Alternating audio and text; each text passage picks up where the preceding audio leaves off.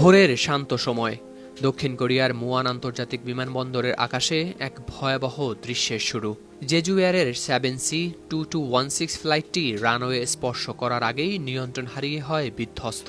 বিমানে থাকা 181 যাত্রীর মধ্যে 2 জনকে জীবিত উদ্ধার করা হলেও বাকিদের 179 জনের ভাগ্যে কি ঘটেছে তা এখনও অনিশ্চিত। তবে এই মর্মান্তিক ঘটনার মধ্যেও জীবনের শেষ মুহূর্তে এক আরোহীর মেসেজ যেন খুলে দিয়েছে এই মর্মান্তিক ঘটনার নতুন দিক।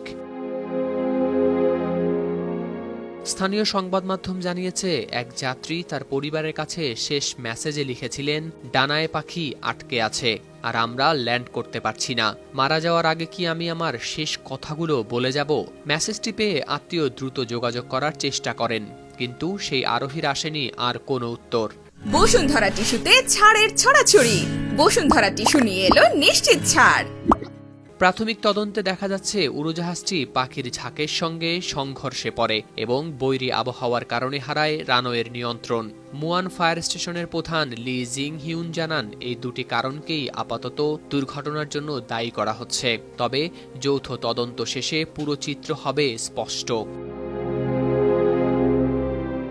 উড়োজাহাজটি ভোরে মুয়ান বিমানবন্দরের রানওয়ে থেকে ছিটকে গিয়ে একটি দেয়ালে আঘাত করে। উদ্ধার কার্যক্রম এখনও চলছে। দমকল ও উদ্ধারকারী দল মাত্র 2 জনকে জীবিত উদ্ধার করতে পেরেছে। আশঙ্কা করা হচ্ছে বাকি আরোহীদের কেউই হয়তো বেঁচে নেই। জাতীয় অগ্নিকাণ্ড নিয়ন্ত্রণ বিভাগ জানিয়েছে, উদ্ধার কাজ অত্যন্ত জটিল হয়ে পড়েছে, তবে সম্ভাব্য সব চেষ্টাই করা হচ্ছে।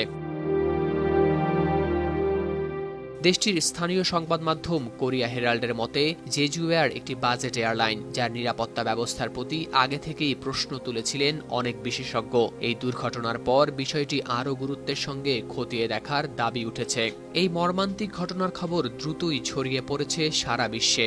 একটি SMS, কয়েকটি মুহূর্ত আর অগণিত প্রাণের শেষ স্মৃতি।